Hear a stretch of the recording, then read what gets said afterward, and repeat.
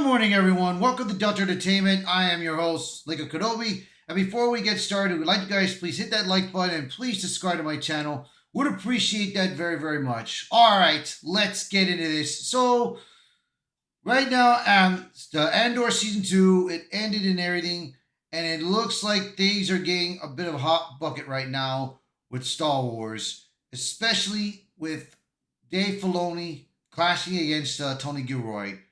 Don't know what it is yet, but we're going to read an article. So let's take a look at the title, and then we'll just talk about a little bit of Dave Filoni. So here we go.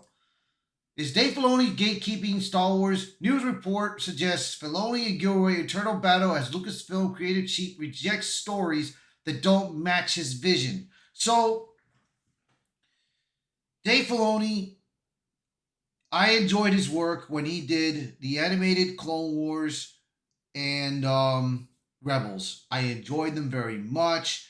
He created Ahsoka Tano, and it's perfect. It was a hell of a show. I enjoyed it and enjoyed Rebels. Rebels had a good story of what was going on between episodes 3 and episode 4, and it tied in together, bro. It tied it in, and it was just perfect. I really, really enjoyed it, the shows. But after season 7 of the Clone Wars, I mean, the Bad Batch, I watched the first and second season, didn't bother watching the third. I decided to get out of it. I watched Tales of the Jedi, and I was okay with it, but I didn't watch Tales of the Empire. I didn't want. I think there was another Tales, I believe, and then there's one show that came out right now, Underworld, and Underground, I think it was, and I just didn't want to take part of it. I've been done with Star Wars for so long because of what Disney has been doing with Star Wars and how they've been treating our legacy characters, bro. And I just didn't like it. And right now, Dave Filoni is probably right now the man in charge if and once Kathleen Kennedy leaves. But it's hard to say. Now, Dave Filoni's success came under George Lucas. Now, after George Lucas left, Dave Filoni's Ahsoka Tano series, it flopped badly, bro. It really flopped. I did not like how they treated Ahsoka Tano. I did not like how they treated Sabine. I did not like how they treated Ezra or Hera. I just did not like how they did with the show. It was just ridiculous. I'm sorry to say, man, but it just didn't work. So let's take a look at this article and see what is going on between Dave Filoni and Tony Gilroy. Let's see. A bombshell allegation is making the rounds in the entertainment world, one that might finally explain the creative log jam at Lucasfilm. According to a new report, Dave Filoni could be gatekeeping Star Wars, rejecting pitches that don't align with his vision of what Star Wars should be. On a recent episode of House of R podcast, Joanna Robinson, a pop culture commentator and podcaster with industry access, dropped a major claim. According to her, multiple insiders say Andor, the critically acclaimed series from Tony Gilroy, is disliked by many within Lucasfilm. The reason it doesn't fit Dave Filoni's narrow definition of what Star Wars should be. Now, like I said, I saw Andor. A lot of people don't care about the character because, of course, he died in Rogue One. But I'm going to be honest. I'm going to say it like this. I think Andor, and I've said this to many people, many YouTubers, and I've talked to Jay Drunk 3PO, and I've said this, that this should have been a movie. Andor should have just been a movie, and it would have tied in to Rogue One. I think that's what they should have just done right there at the start. Because when we were saying that Tony Diego Luna, he did not want to go after season 2. He didn't want to keep going after season 2. So that's why in season 2 they cut it. They cut the story short.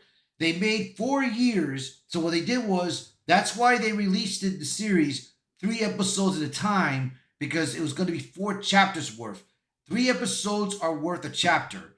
So, of course, chapter 1 and 2 Chapter one was a bit complicated. Too many scenes, too many goings on and off with Andor, with Bix, with Zero, with Dedra.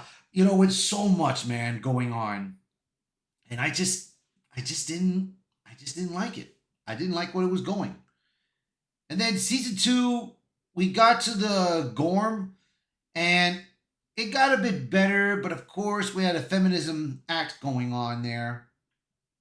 So that kind of ruined it a little bit for me. But chapters 3 and 4 got way better. 3 and 4 got way better. And I enjoyed chapter 3 and 4, to be honest. And that's my truth. But right now there's another article that's out there that it looks like Rogue Andor might have changed canon on the series, and I'm trying to figure how did it do that. I didn't see nothing changed. It was just like a prequel to what was going on in Rogue One and Rogue One.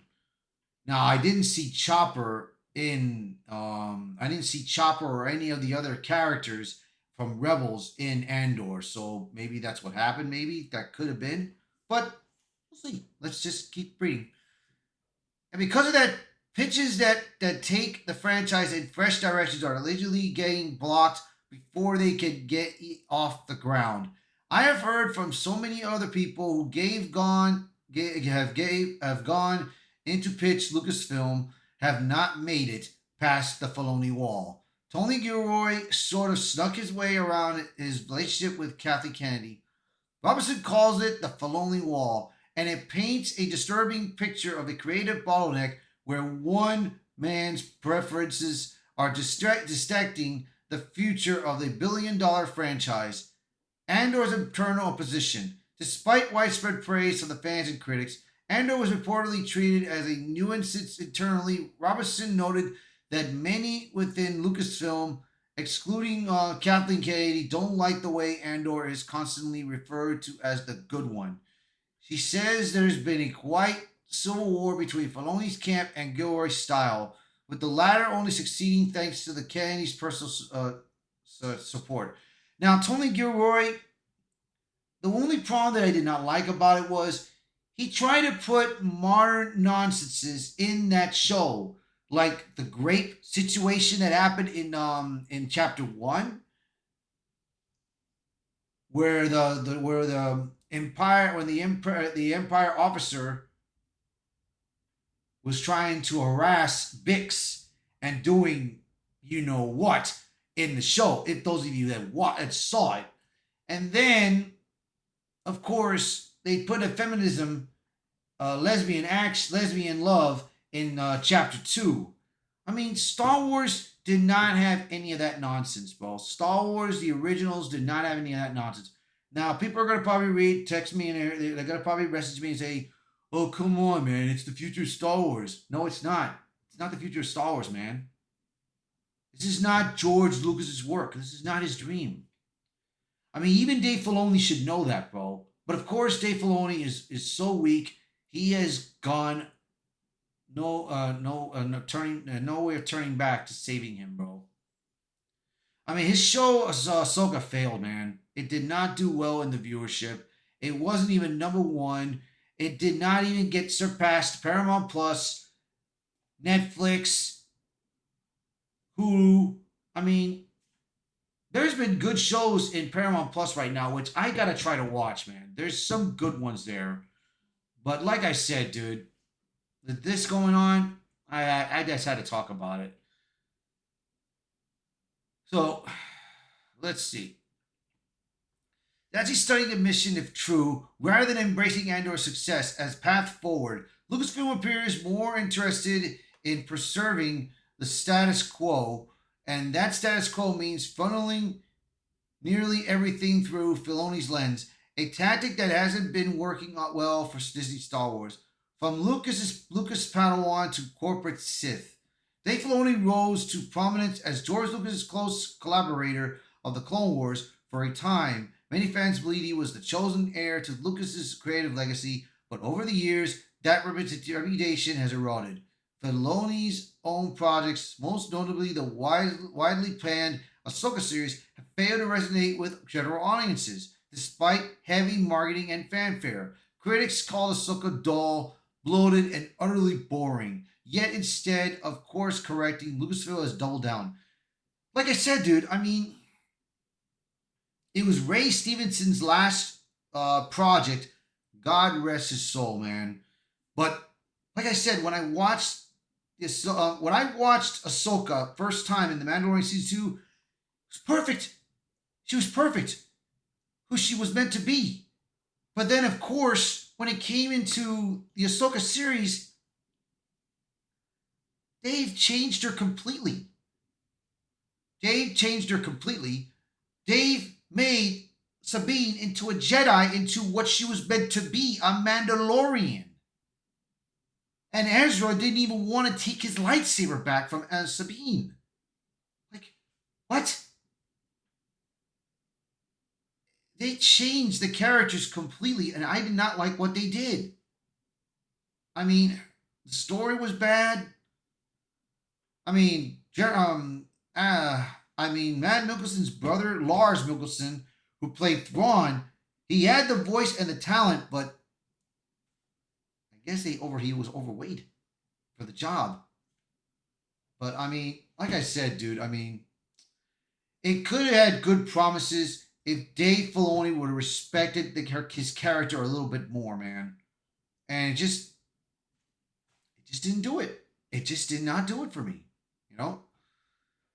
Even more telling, Filoni has been one of the most aggressively promoted supporters of The Acolyte, which it flopped badly. A series that has already divided fans before its release, thanks to the overwrought political messaging and focus on ideological themes. Far from being a guardian of Lucas's visions, Filoni now appears to be a leading force behind the studio's most polarizing output. If Filoni is gatekeeping Star Wars and filtering all pitches before they make it up the ladder, it could explain why we've seen such formulaic storytelling from Lucasfilm in the years since Filoni was made the chief creative officer. Notably, there have been 3 different series, Ahsoka, The Acolyte, and Tales of the Empire, that focus on witches and witchcraft with aggressive, progressive, ideological messaging. Yeah, that's what it did. It ruined it. It has been pointed out by many that Filoni's wife, Anne Convey, once listed her pronouns on social media as she, her, that witch. She had also posted photos of herself drinking from a mug that featured pentagrams along with a slew of other media that shows her in witch hats or otherwise celebrating fictional witches. So it's altogether possible, though not confirmed, that this push toward witches in Star Wars is coming directly from Filoni family. Filoni gatekeeping Star Wars a real problem. If the gatekeeping allegation is true, it confirms long-standing fans' fears from the fan base. Lucasfilm's creative stagnation may not just be incompetence, it might be intentional. Creators with new ideas are reportedly hitting a wall unless their work conforms to a very specific set of tastes. Tastes defined by Filoni himself. Andor, despite its critical success, now looks like the exception that proved the rule. And if internal resistance that the kind of storytelling continues, it may be a long time before we see anything like it again. Yeah, like I said, dude, I saw Andor season 1. It was slow, but it was good, and I enjoyed it. And season 2, it was good. I enjoyed in season 3, chapter 3 and chapter 4. I enjoyed those. Chapter 1, I did not enjoy that much. Chapter 2 was fine, but like I said, chapters 3 and 4 was a huge success to me, in my book. But like I said, dude, I mean, it was the only good show that was out there for Star Wars, to be honest. But right now, I know it's not going to get a lot of viewership because a lot of the Star Wars fans gave up on it. They gave up on Star Wars right. They gave it up not after Gina Carano got fired, not after Obi-Wan, not after the Book of Boba Fett, not after Endor season 1, of course. People started leaving after Gina Carano left. But what really, really hurt the Star Wars fan base was the Acolyte. The Acolyte is what really did it, bro. And then of course, Skeleton Crew. It didn't. It was a good show, but it didn't get a lot of viewers. It failed. It went down the toilet. And I know that Andor Season 2 is going to be down the toilet too for viewership. I mean, Rotten Tomatoes may rate it good. The fans, people that saw it may like the show and everything like me, but it just didn't work. It just didn't do it. But we'll see. We'll see in the long run. Oh, we'll see in the long run how it does. So you guys let me know in the comments below. What do you guys think? So please, by all means, share this video. Post a comment below. Let me know your thoughts. As always, thank you for watching this video. Thank you for being part of the channel. And I will be seeing you guys until next time. Bye, everyone.